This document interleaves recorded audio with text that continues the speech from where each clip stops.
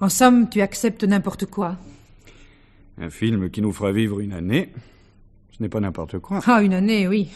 À condition de ne pas être exigeant. Il est vrai que tu ne l'es guère. Aussi bien sur ton travail que sur le reste. C'est parce que tu l'es trop que je ne le suis pas assez. D'accord, le film sera mauvais et mes dialogues bâclés. Mais qui a voulu l'appartement à Neuilly, hein? La voiture de sport. Et la suite. Il te faut tout. L'argent, les honneurs, les mondanités. En somme, tout ce qui t'a manqué dans ta jeunesse. La tienne a peut-être été plus brillante? Non. Et je m'en souviens, justement. C'est pourquoi je vis très bien comme ça. Alors ne m'impose rien. Divorçons. Tiens.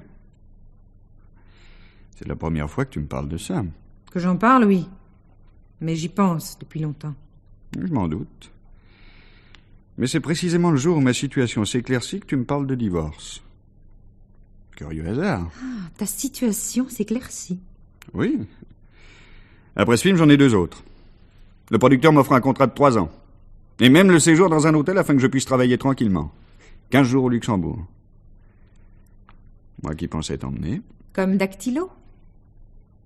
Ça te surprend? Que tu veuilles m'emmener au Luxembourg, ah oui. J'ai beau me désintéresser de ce que tu fais, je ne suis pas aveugle au point de nier tes succès. Tes succès féminins, bien entendu.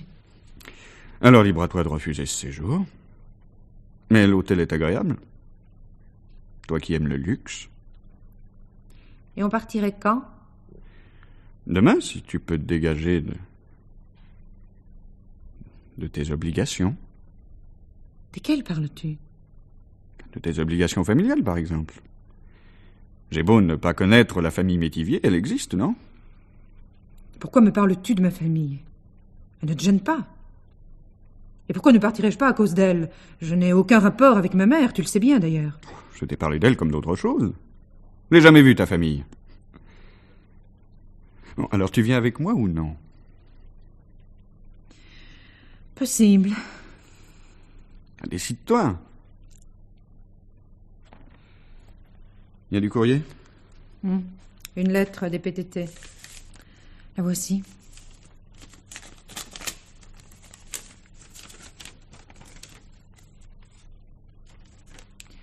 De quoi s'agit-il? De rien d'important. Alors à ce soir. Tu ne rentres pas déjeuner? Pas le temps. Faut que j'aille à la maison de production pour les contrats et que je fasse vidanger la voiture. Et au revoir. Robert! Oui? Je ne voudrais pas que tu penses que je suis injuste avec toi. Tu m'y as habitué. Mais je ne parle que dans ton intérêt. Pourquoi ne cherches-tu pas à t'en tirer? Pourquoi n'acceptes-tu que des travaux inintéressants? Tu peux faire 10 fois mieux. Je crois déjà avoir répondu à ce sujet. Bien sûr, mais comme d'habitude, en fuyant. Oh, tu es décourageant. À ce soir, Monique. À ce soir.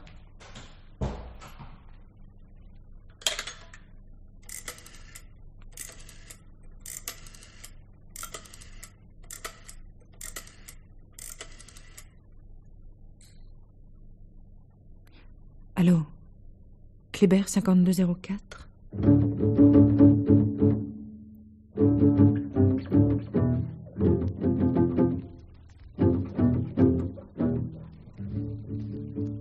Je me proposais d'aller demain matin à votre domicile. Je sais, j'ai reçu votre lettre. Mais je dois partir en voyage et j'ai préféré passer à votre bureau avant. Mais vous avez bien fait. Vous permettez que je prenne votre dossier, monsieur Thirion? Bien pris. Voilà. Oui, votre réclamation porte sur le nombre trop élevé, à votre avis, des communications qui vous sont facturées. Exact. Vous êtes chez vous toute la journée? Justement, non. Mais quelqu'un peut téléphoner à votre insu. Vous avez des domestiques? Une femme de ménage. Mais il n'est pas question que ça soit elle. Ma femme est toujours là. Alors, Madame Thirion, peut-être? Elle me le dirait. Oui, ça, je n'en doute pas. Mais voyez-vous, pour nous, la situation est claire. Votre ligne a été mise sous contrôle depuis 1 mois. Je précise qu'il s'agit d'un contrôle automatique très strict. Quant à cette fiche, c'est un relevé exact de tous les appels partis de chez vous, avec les dates et les heures, ainsi que les numéros demandés. Vous permettez? Mais bien entendu, je vous en prie. Voilà, vous constatez que vous avez un certain nombre d'appels pour la province. 2 correspondants différents de Montreuil-sur-Mer. Ça représente un certain nombre d'unités. Ça vous surprend? Non. Non, la mère de ma femme habite Montreuil-sur-Mer. C'est un point très important. Rien que pour cette destination, ça vous fait déjà, oui, plus de 100 unités, sans compter les numéros de Paris. Oui, je vois. Et si vous faites le total, vous constatez que tout est très normal dans nos décomptes. En effet. Je suis désolé de vous avoir dérangé. Mais absolument pas. Je présume donc que vous ne maintenez pas votre réclamation. Il n'y a plus de raison. Excusez-moi encore. Mais je vous en prie, monsieur Thirion.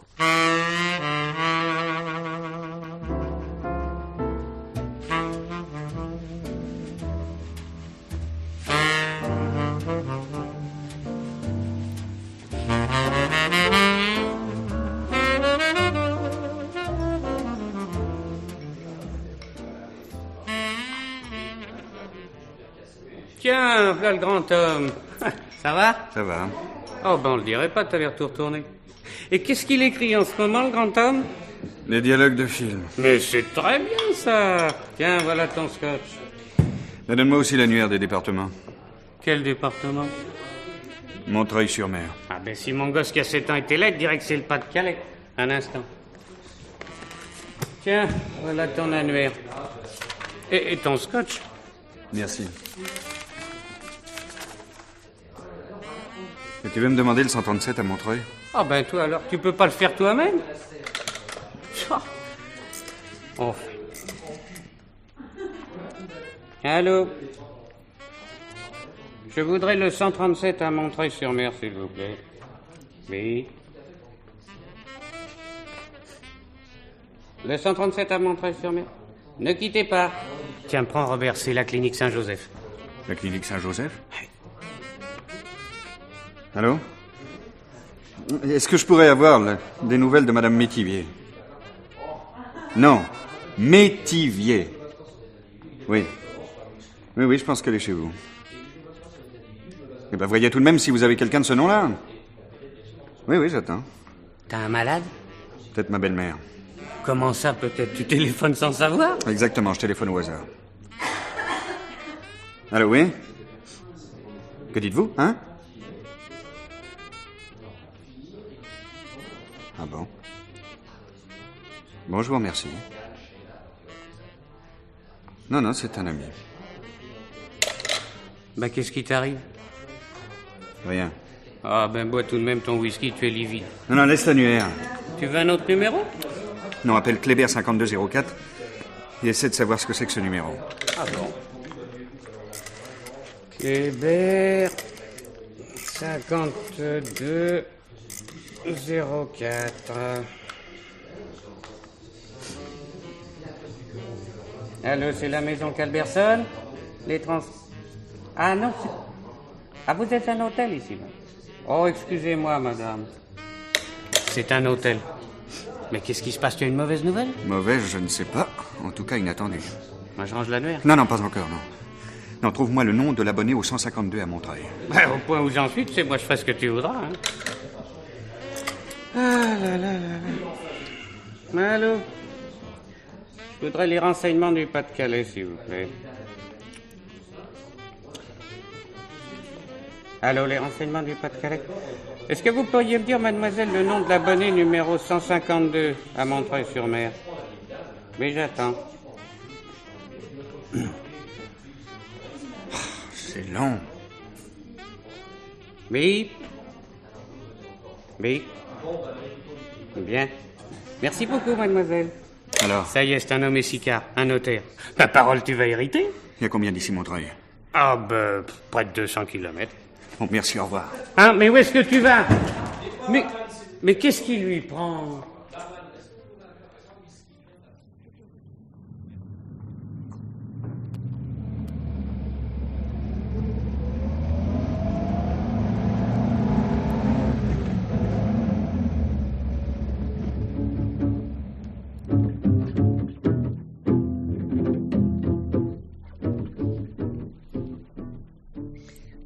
Maître Sicard n'est pas là actuellement, Monsieur Thirion, mais je suis à votre disposition.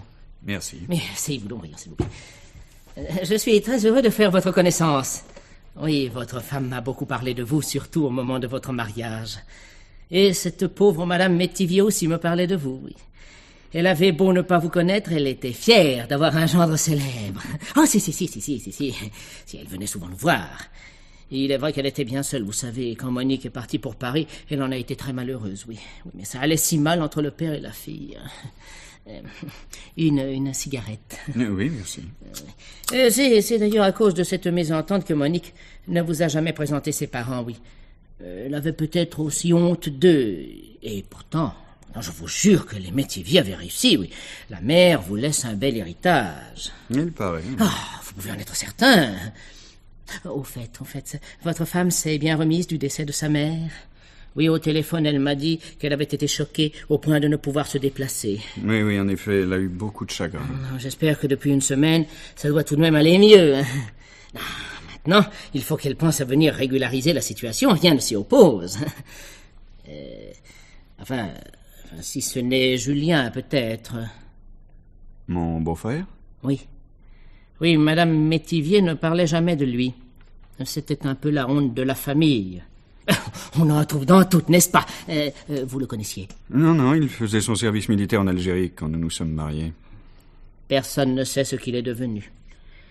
C'était une vraie tête brûlée, celui-là.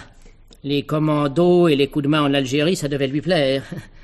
Voyons, je présume que vous avez autre chose en tête. Ne serait-ce que faire le point de la situation.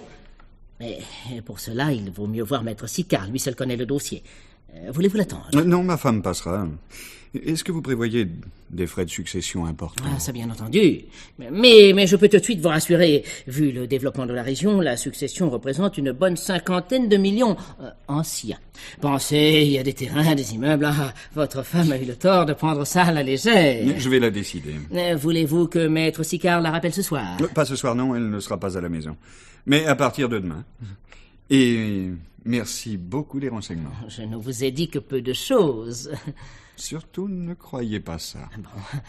Alors à bientôt, Monsieur Thirion, et heureux d'avoir fait votre connaissance.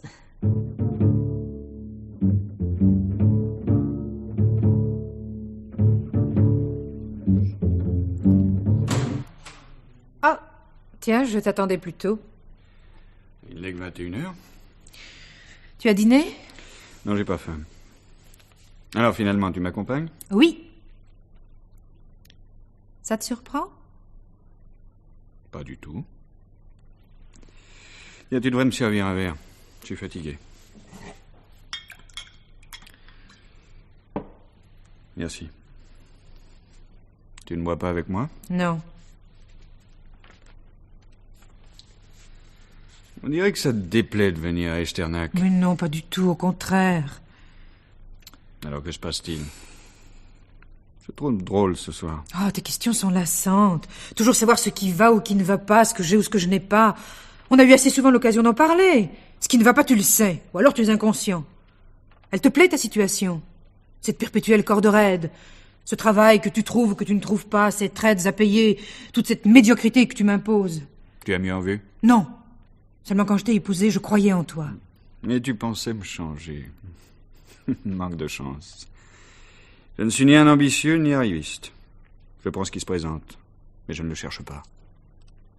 Tiens, une partie de l'après-midi, j'ai pensé à ton histoire de divorce. Eh bien, tu ne peux pas savoir à quel point toute cette démarche et tous ces gens que nous aurions à voir me dépriment d'avance. Et pour aboutir à quoi? À ce que nous ne soyons plus ensemble. Bien entendu. Mais pourquoi cette décision aujourd'hui? Pourquoi pas il y a un mois? J'en arrive presque à croire qu'il s'est passé quelque chose dans ta vie. Rien ne s'est passé dans ma vie, tu le sais bien. Mais justement, non, je ne le sais pas. On se dit si peu de choses, finalement. Et de quoi vivrais-tu si tu étais seul? Toi qui penses à tout. On dirait que tu as oublié ce détail. Tu as quelqu'un? Je t'affirme que non. Je prends seulement le risque de payer la liberté à laquelle j'aspire. Donne-moi un autre whisky. Ce que tu as dû boire aujourd'hui ne te suffit pas? Non,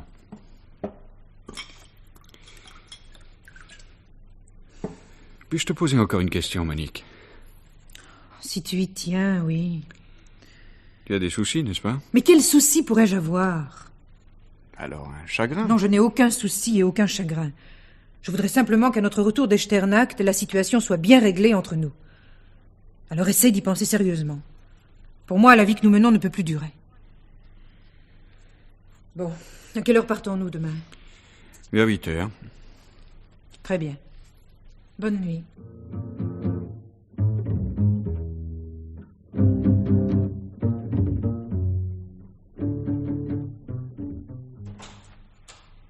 Tu travailles? Oui, je viens de finir. Tu as vu la nouvelle secrétaire? La petite Girard? Oui.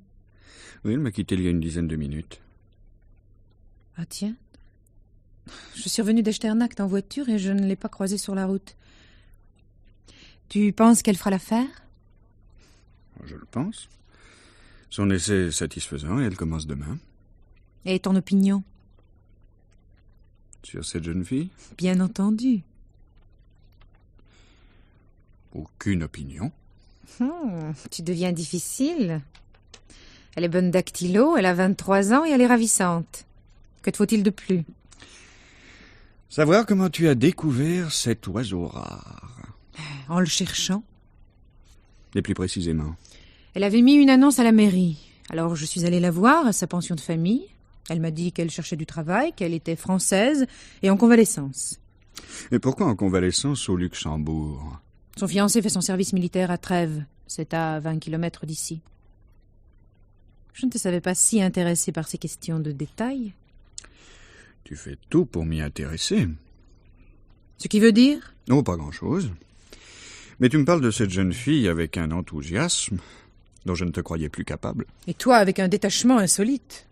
Pardon? Tu m'as très bien compris. J'ai rarement vu une jolie fille te laisser indifférent. Curieux. Mais qu'est-ce qui est curieux? Que je te parle de tes goûts? Oui. Avec mes aventures, comme tu dis, tu m'as habitué à davantage de discrétion. Et que feras-tu pendant que cette fille travaillera avec moi, dans cette chambre? Que nous serons seuls. Mais mon Dieu, mais je sortirai, je me promènerai. Et dans quelques jours, tu rentreras à Paris. Et pourquoi ça? Non, non, je t'affirme que je suis très bien ici. Cet hôtel est excellent et le pays est charmant. Je pense que tu ne regrettes pas de m'avoir fait venir pour rien. Non. Et au fait, il m'est venu une idée. Demain matin, nous pourrions emmener Françoise Girard à la gorge du Loup. Hein? Qu'en penses-tu? Rien.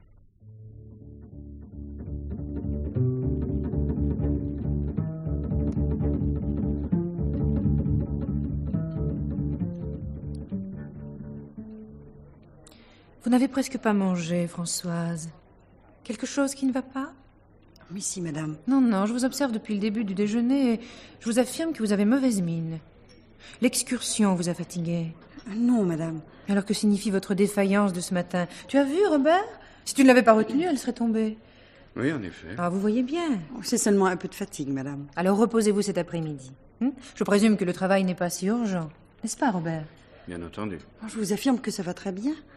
Vous ne prenez pas le café avec nous? Merci beaucoup, je préfère monter travailler un peu. Puis-je passer prendre le dossier dans votre chambre, monsieur? Si vous voulez. Laissez la clé sur ma porte. Je monte dans une demi-heure. À tout à l'heure. Garçon, 2 cafés. Oui, tout de suite, monsieur. Tu fais une drôle de tête. Il y a quelque chose qui te déplaît? Qui me déplaît, non, mais qui me surprend de ta part. Et quoi donc? Ton empressement auprès de Françoise. Et alors? Mais il est gênant pour cette fille qui n'y comprend rien. À peine s'installe-t-elle que tu lui proposes une promenade, que tu insistes pour lui faire partager nos loisirs. Elle n'a pas refusé. Mais par politesse. C'est la petite excursion à la gorge du Loup. Ça n'intéressait guère que toi. Et t'aurais été aussi bien seule pour prendre tes photos. Et Françoise pouvait refuser de venir. Tu parles. En tout cas, une promenade de ce genre-là n'est pas à recommencer avec elle. Si je n'avais pas été là, elle faisait une syncope. Si elle est malade, fiche-lui la paix. Ah, j'aime beaucoup la simplicité que tu apportes à voir les choses. Quand j'invite Françoise à partager nos loisirs, tu trouves que j'exagère. Par contre, quand je la laisse seule avec toi, tu es prêt à imaginer je ne sais quelle complaisance sous le prétexte qu'elle est jolie fille. Il faudrait tout de même que nous nous mettions d'accord. Je n'en vois pas l'intérêt. Ah, évidemment, évidemment, tu préfères ruminer dans ton coin je ne sais quelles amères pensées. Ah, tu aimes les choses compliquées, toi. Au contraire, j'adore les situations claires. Et celle-ci ne l'est pas? C'est ton attitude qui ne l'est pas. Ah, libre à toi de le penser. Bon, tu n'as pas besoin de la voiture cet après-midi? Mais non, puisque je travaille. C'est bon. Tu n'attends pas le café? Je le prendrai à Luxembourg. À ce soir. Comme tu voudras. Madame ne prend pas de café? Non.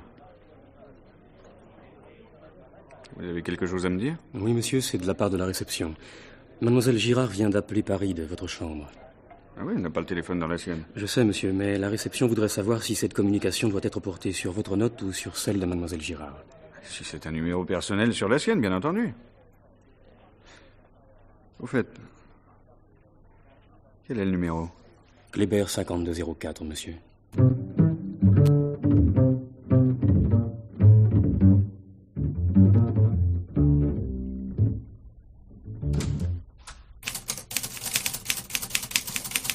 Françoise. Oh. Je vous ai fait peur? Un peu.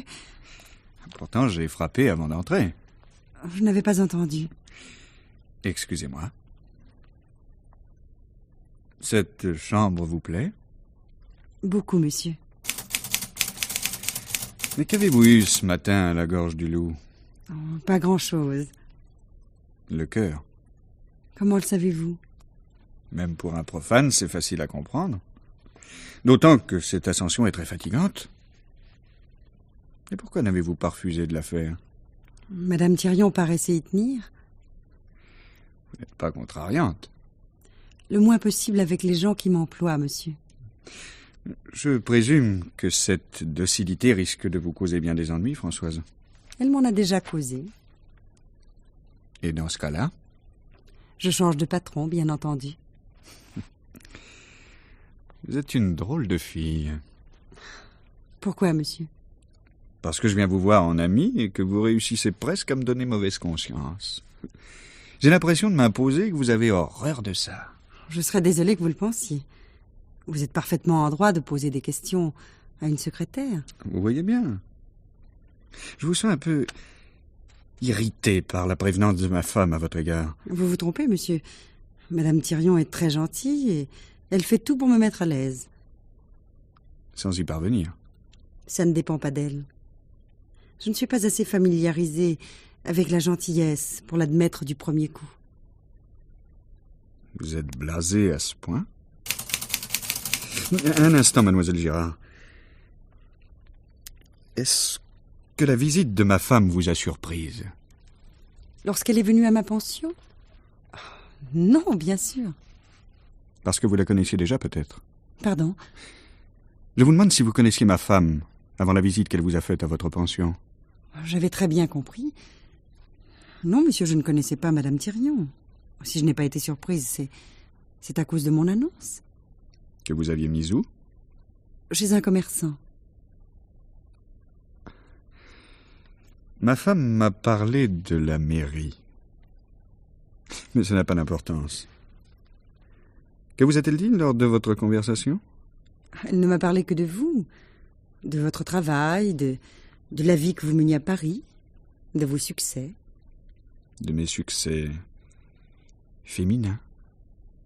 Elle m'a également parlé de cela, en effet. Et c'est ce qui explique votre méfiance à mon égard. J'ai été habituée à me défendre très tôt, vous savez. Surtout seul dans une chambre, avec un patron. Je ne connais pas de meilleures circonstances pour se défendre. Puis-je continuer mon travail? Non. Vous voyez souvent votre fiancé? Lorsqu'il a des permissions. Mais tous les soldats ont généralement quartier libre le soir. Et Trèves n'est qu'à 20 kilomètres. Par la route, oui. Et il n'a pas de voiture pour venir vous voir? Évidemment non. Alors voulez-vous que je vous conduise à Trèves ce soir? Ce n'est pas possible. Non, je vous affirme, c'est tout à fait impossible. Mademoiselle Girard. Oui, monsieur. Vous pouvez continuer à taper. Descendez-moi ce que vous avez fait d'ici 1 heure. Quand vous aurez à rappeler Kléber 5204, n'hésitez pas à le faire porter sur ma note. J'ai l'habitude.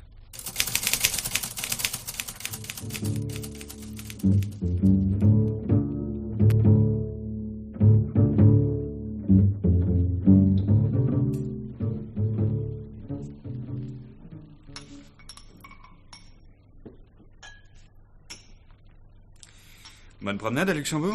Excellente. C'est une très jolie ville. Tu as pris des photos? Oui, beaucoup.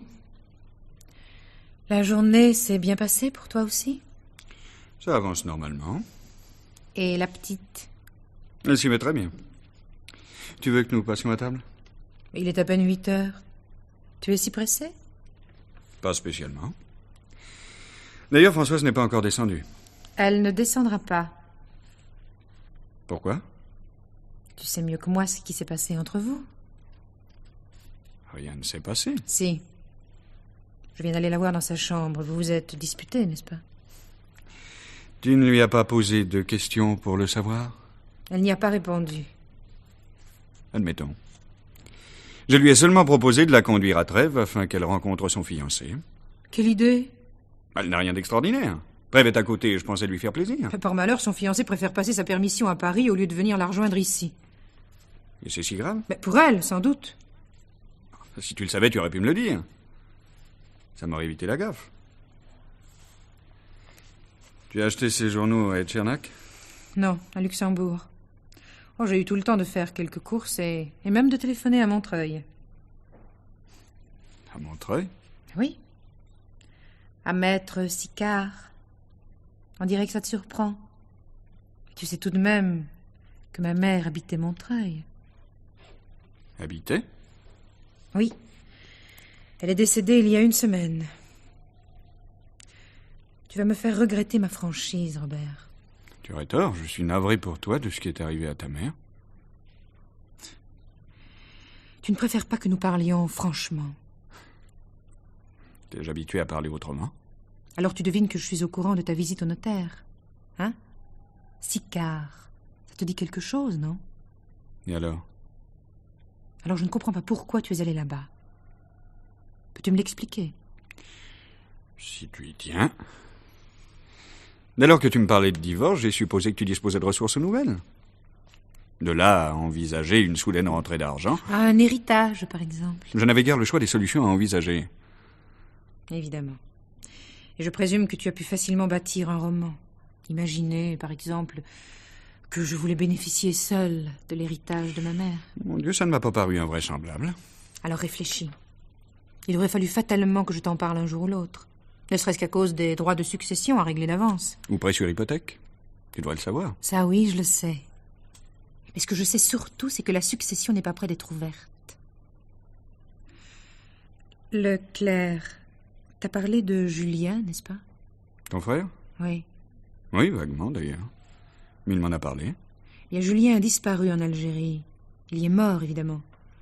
Mais il faut un jugement pour l'établir. Et ça prend des années.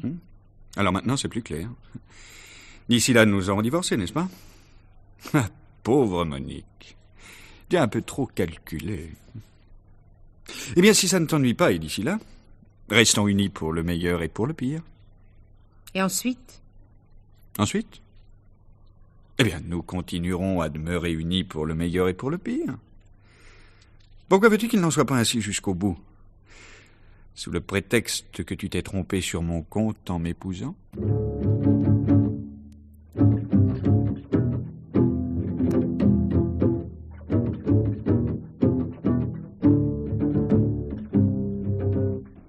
Vous auriez pu déjeuner dans votre chambre au lieu de descendre aussitôt.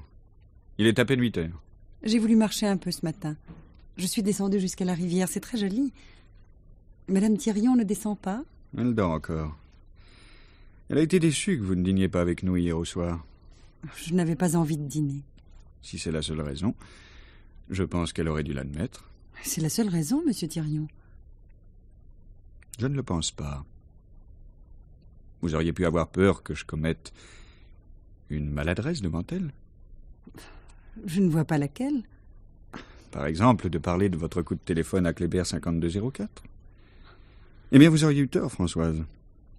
Quand vous connaîtrez mieux le couple que nous formons, ma femme et moi, Vous serez surprise du peu de choses que nous nous disons et de l'indigence de notre conversation. Elle ne vous a jamais parlé de notre mésentente? Non.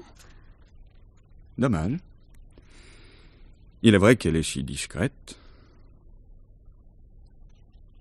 Kléber 5204. C'est le numéro de votre fiancé à Paris, n'est-ce pas? Je vous pose une question. À quel titre? Le fait de m'employer ne vous donne pas tous les droits? C'est évident.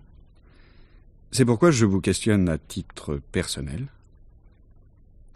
Et j'insiste pour que vous me répondiez. Oui, c'est son numéro. Je préfère ça. D'ailleurs, ma femme connaît également ce numéro. C'est possible. Non, certain. Elle l'appelait même avant que nous soyons ici. Vous voyez, je suis mieux informé que vous ne le pensiez. Votre fiancé n'est jamais venu à Trèves, n'est-ce pas? Non. Et il ne fait pas son service militaire. Ensuite? Puisque vous croyez qu'il est de votre intérêt de savoir, je vais vous répondre. Jacques, mon fiancé, est allé rendre visite à votre femme en revenant de son service militaire. En Algérie, il avait bien connu votre beau-frère. Julien? Oui. Julien aurait disparu, mais Jacques avait retrouvé ses papiers, et c'est cela qu'il rapportait à votre femme.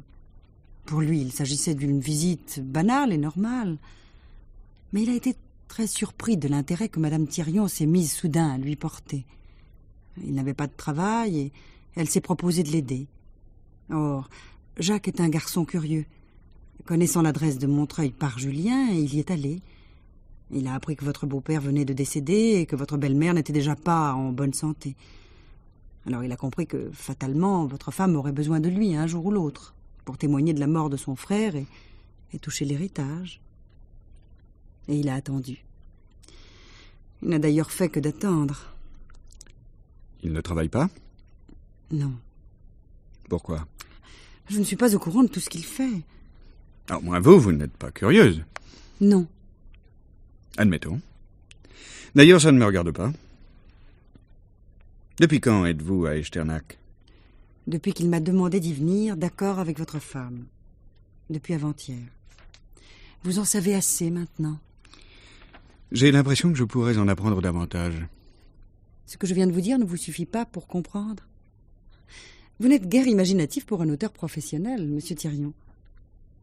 Possible. Alors, aidez-moi. Et si je vous dis que je reste fiancée faute de pouvoir faire autrement, vous comprendrez mieux. C'est un violent? Et vous avez peur de lui? Oui. Et cela devrait vous faire réfléchir. Au moins autant que l'insistance de votre femme à nous traîner hier matin à l'excursion. À ce sujet-là, vous n'avez rien remarqué. Non. Votre femme nous surveillait constamment, son appareil photo à la main. Elle était à 10 mètres de nous quand j'ai eu mon malaise. Et alors que vous me teniez dans vos bras... Vous voulez dire qu'elle pourrait montrer cette photo à votre fiancé? Mais dans quel but? Question amusante de la part d'un psychologue. C'est vous qui savez si votre femme a un motif d'agir ainsi. De toute façon, pourquoi avoir pris cette photo? Elle était avec nous. Nous serions seuls à le soutenir. Et elle peut prétendre nous avoir surpris. Avec la réputation qu'elle vous fait, et connaissant Jacques, elle a toute chance de savoir comment il réagira. Je crois vous avoir dit que c'était un violent. Et un jaloux. Oui, entrez. Votre thé, mademoiselle. Oui, posez-le là, merci.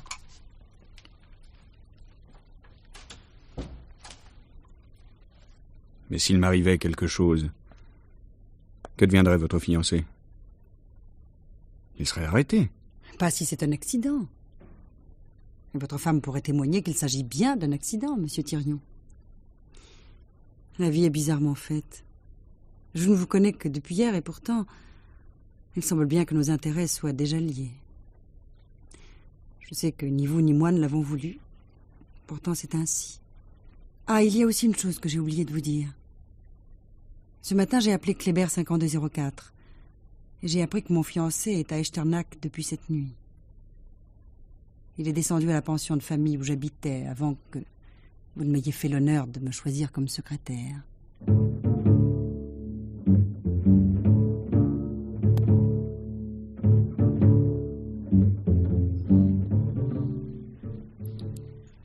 Tu m'attendais? Non, je viens de terminer. Françoise n'est pas là? Elle est remontée dans sa chambre. Il y a quelques minutes. Tu sors ce matin? Je descends à Echternach. Hier, en revenant de Luxembourg, j'ai repéré quelques bonnes photos à faire. Ah, Tu connais Saint-Willibrord? non. C'est une des plus belles abbayes du Luxembourg. Heureux d'apprendre ça également. Parce que tu as appris quelque chose d'autre? Je te trouve bien nerveux ce matin. Tu connais le fiancé de Françoise, n'est-ce pas? Jacques? Oui, bien sûr.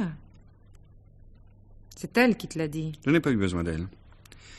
Je connais tous les numéros que tu appelais de la maison. Ah, bravo.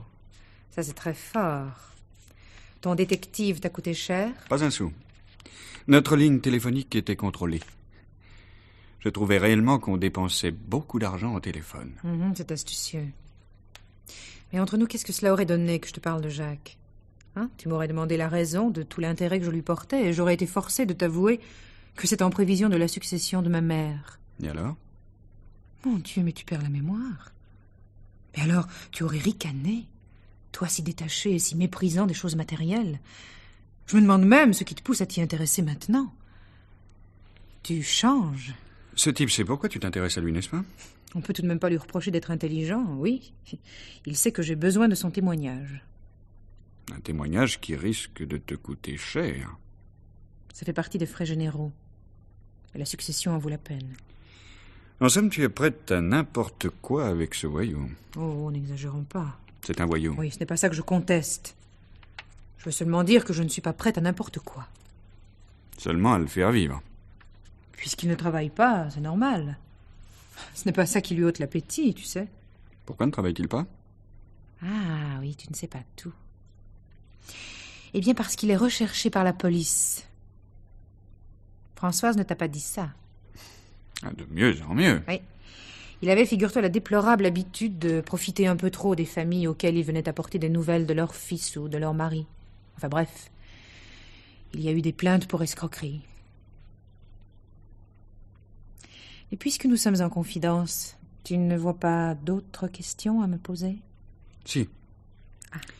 Ton rouleau de pellicule est terminé? Je ne comprends pas. Où est le rouleau de pellicule que tu as pris à la gorge du loup au cours de notre excursion avec Françoise? Je l'ai déposé hier, au début d'après-midi, chez un photographe. Chez lequel? Chez celui d'Echternach. Mais qu'est-ce qui te prend? Tu t'intéresses à la photo maintenant? C'est nouveau? Oui, c'est nouveau. J'aimerais bien aller chercher les photos moi-même. Ah, mais pourquoi pas? Elles seront prêtes ce soir. Donne-moi le ticket du photographe. Ah, alors là, désolé, je ne l'ai pas. Mais calme-toi, je te le donnerai à midi. Donne-moi ton sac. Non. Ou alors arrache-le-moi.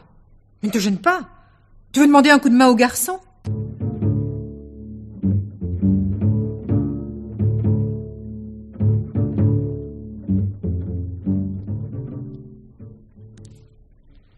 Jacques ne vous a pas donné signe de vie depuis qu'il est à Echternach?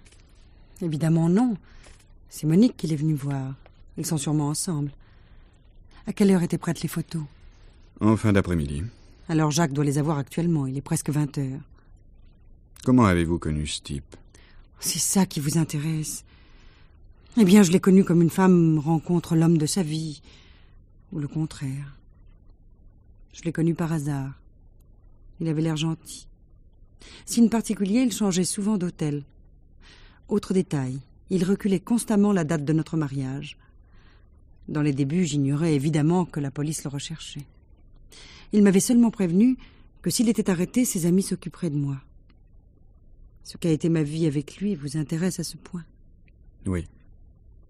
Elle a été un cauchemar. Exactement un cauchemar. Cela vous suffit. Et pourquoi êtes-vous sarcastique avec moi? Pourquoi? Et si je répondais à une question par une autre question? Vous accepteriez de me répondre? Allez-y. Vous savez ce qui va se passer. Autrement dit, ce qui nous menace l'un et l'autre, n'est-ce pas? Alors, que comptez-vous faire?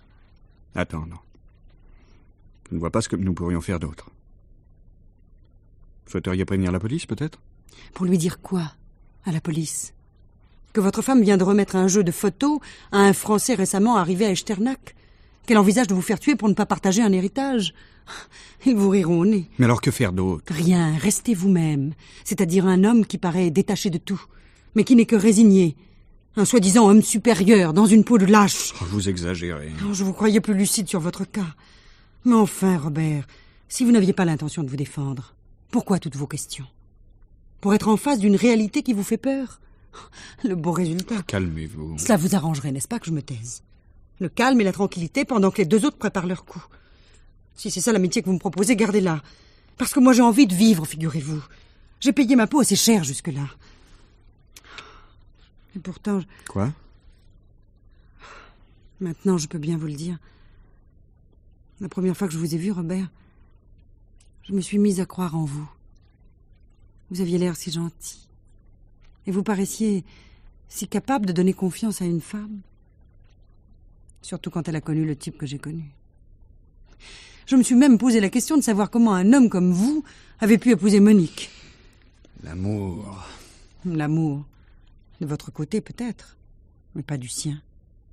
Elle venait de quitter sa province et vous étiez l'homme qui allait changer sa vie, lui faire connaître un milieu brillant.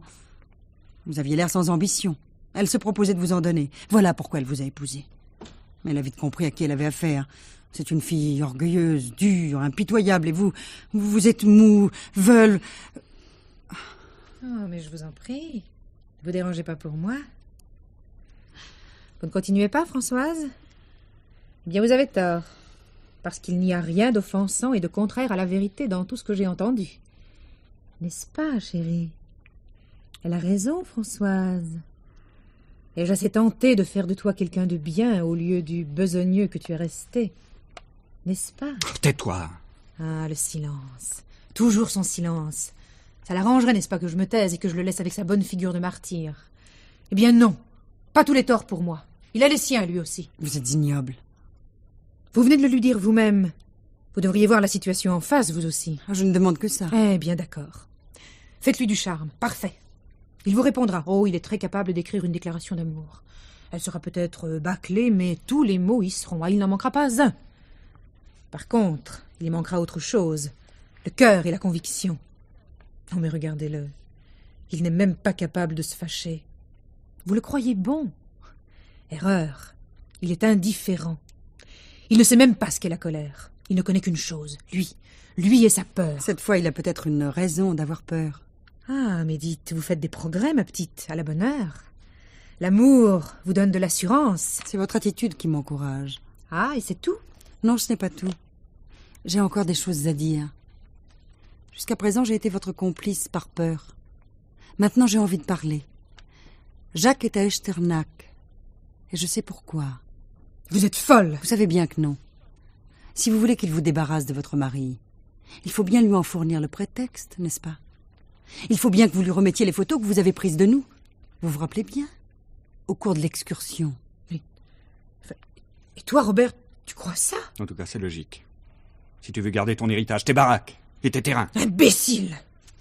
Et si je te les donne, les photos? Ça te rassurera sur mes intentions? Donne-les. Mais les voilà! Évidemment. Et le deuxième rouleau. Et la pellicule. Et vous êtes complètement fou. Et vous en particulier, Françoise. Vous supposez que votre fiancé serait capable de tuer Robert parce que vous êtes dans ses bras sur une photo. Mais vous oubliez le passé. Taisez-vous. Ah, il faudrait peut-être aussi que je me taise. Eh bien, ma petite, quitte à interrompre votre duo d'amour avec mon mari, je vous rappellerai que le temps n'est pas éloigné où vous n'étiez pas si regardante avec les hommes. Pour parler franchement, c'était même devenu votre métier, non? Alors admettez que votre fiancé n'a plus vraiment aucune raison de se fâcher de vos écarts de vertu avec un homme ou un autre. S'il fallait qu'il les tue tous. Vous avez quelque chose à répondre à ça? Bien sûr. Allez jusqu'au bout pendant que vous y êtes. Mais ce que je viens de vous dire ne vous suffit pas? Plus maintenant. Moi aussi, j'ai voulu savoir qui était Jacques et pourquoi il se cachait. Maintenant, je sais. Tais-toi. Laisse-la parler. Elle ne m'en empêchera pas. Celui que vous appelez encore mon fiancé a une raison suffisante de ne pas considérer Robert au même titre que les autres hommes que j'ai connus. C'est son beau-frère. Parce que vous le savez bien, Monique. Julien n'est pas mort.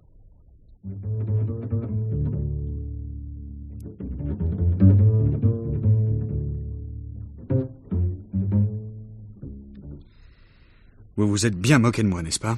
Non. À quoi cela aurait-il servi que je vous apprenne la vérité sur Julien? À ce que votre femme se venge en vous parlant de mon passé?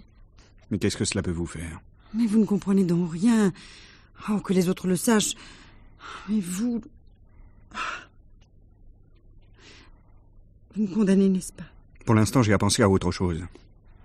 Mais enfin, qui est Julien exactement? Je vous l'ai dit, et c'est la vérité. C'est un fou capable de tout et ne craignant personne. Sa sœur mise à part. Monique? Mais bien sûr, Monique, toujours Monique. Quand j'ai connu Julien, c'était déjà un être bizarre et nerveux. Si bizarre qu'un jour je l'ai suivi dans la rue. Il est entré dans un immeuble de l'avenue de Neuilly. Chez moi? Oui, mais à ce moment-là, je l'ignorais. Je croyais qu'il avait une liaison. Et je l'aimais. Alors j'ai voulu savoir chez qui il allait. Ça a été facile. Avec un annuaire, j'ai appelé tous les abonnés de votre immeuble, les uns après les autres. La seule qui a réagi, ça a été Monique. Grâce à cela, j'ai pu questionner Julien. Il m'a dit la vérité. D'abord, la police le recherchait pour escroquerie.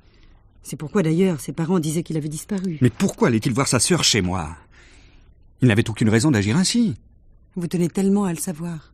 Je l'exige. Très bien. Mais vous le regretterez. Il faut d'abord que vous sachiez que Julien a toujours eu peur de Monique. Plus âgée que lui, elle l'a constamment traité en gamin. Même à Montreuil, elle l'humiliait, et il n'osait pas se rebeller. Et pourtant, il tenait à ce qu'elle croie qu'il était un homme, comme il disait, un vrai. Son seul but était de chercher à l'étonner. C'était une réaction d'enfant, bien sûr. Ensuite? Alors, pendant son service militaire, il s'est mis à lui écrire des lettres délirantes, dans lesquelles il se vantait de certains exploits commis par lui. Oh, peut-être aussi par d'autres. Il parlait de coups durs et de violence. C'était de sa part très dangereux et très compromettant pour l'avenir. Si la police avait ces lettres, Julien serait arrêté. Surtout si l'on ajoute cela aux indélicatesses qu'il a commises à son retour. Et c'est ces lettres-là qu'il allait chercher chez vous le jour où je l'ai suivi. Et Monique les lui a rendues? Mais vous ne connaissez donc pas votre femme. Elle avait tout prévu. Avec ces lettres, elle pouvait tout obtenir de Julien. Qu'il la débarrasse de vous, surtout. Quitte ensuite à ce qu'elle le dénonce pour votre meurtre. Quel joli coup double, n'est-ce pas? Et à ce moment-là, elle pourra demander l'ouverture du testament, puisque son frère sera en prison, peut-être, mais vivant. Où sont ces lettres? Avec Julien qui était à Paris, Monique n'a pas dû les laisser chez vous. Je suis certaine qu'elle les a avec elle. Robert, il nous faut ces lettres. Il faut que vous forciez la valise de Monique. Ces lettres, je les porterai moi-même à Julien, et je lui expliquerai. Il me croira. Il a tellement envie de se dégager de l'emprise de sa sœur. Il est 20h. Je vais descendre rejoindre Monique au restaurant, et je la retiendrai. Vous déposerez les lettres dans ma chambre. Après dîner, je les porterai à Julien. C'est la seule chance que nous ayons de nous en tirer. Robert, je vous en supplie. C'est bon.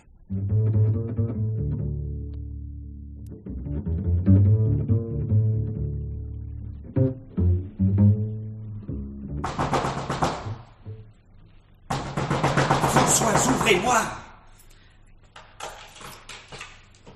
Que se passe-t-il?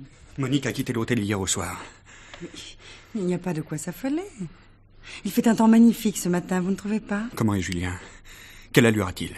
Il est brun, avec des cheveux longs. Et des lunettes, n'est-ce pas? Oui? Alors c'est lui qui est venu chercher Monique.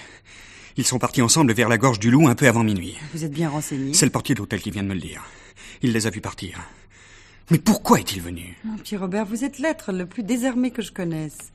Julien est venu voir sa sœur parce qu'il avait des choses à lui dire. C'est évident. Mais pourquoi à la gorge du Loup? Pourquoi pas dans un café? Mais parce que c'est l'endroit où un accident peut paraître le plus naturel. Vous avez vu ce gouffre? Mais alors pourquoi un accident? Pourquoi se vengerait-il de Monique puisque maintenant il a les lettres?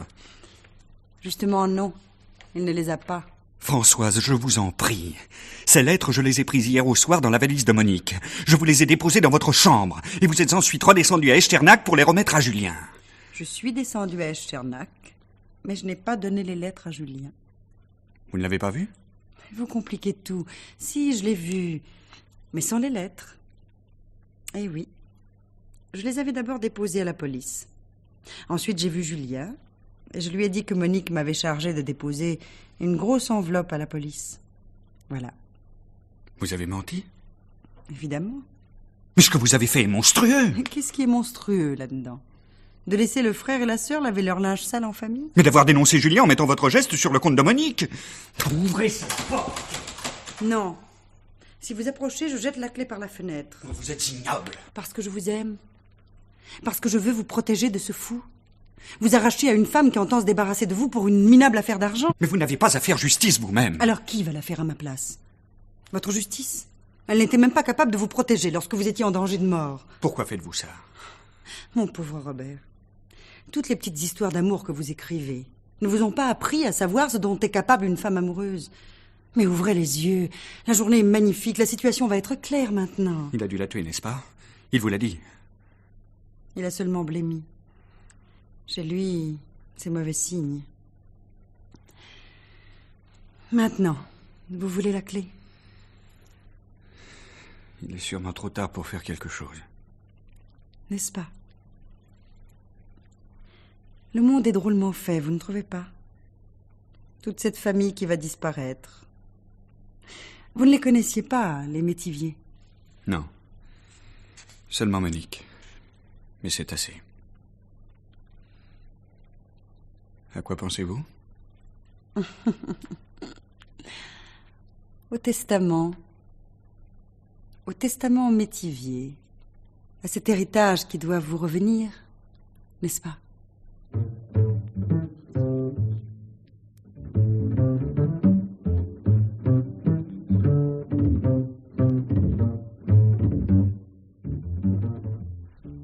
Asseyez-vous, monsieur et madame. Je vous fais toutes mes condoléances. Merci, monsieur l'inspecteur. Je connais les liens qui vous unissaient à la victime. Pourrais-je la voir? Pas tout de suite. D'ailleurs, le corps est si mutilé. Il vous faudra beaucoup de courage pour accomplir cette horrible formalité, monsieur Thirion.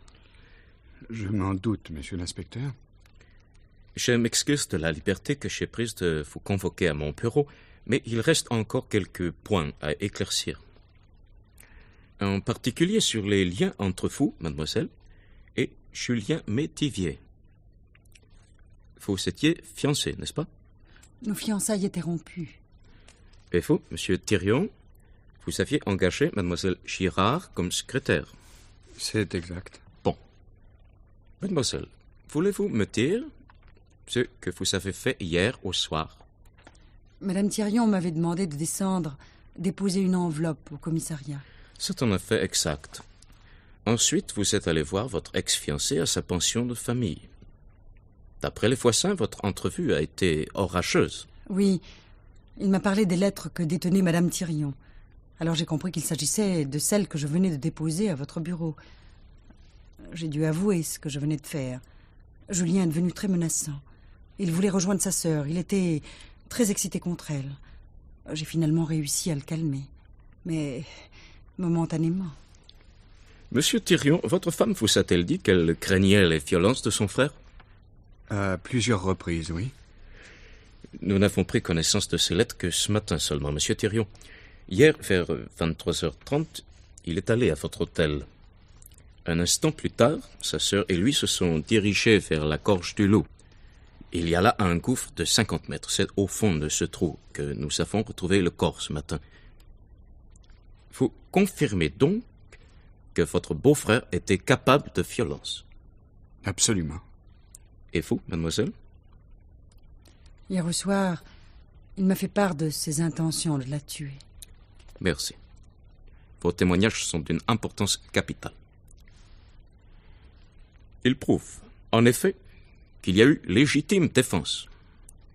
Alors, rassurez-vous, monsieur Thirion, je pense qu'il vous sera très facile d'obtenir la liberté provisoire de madame Thirion.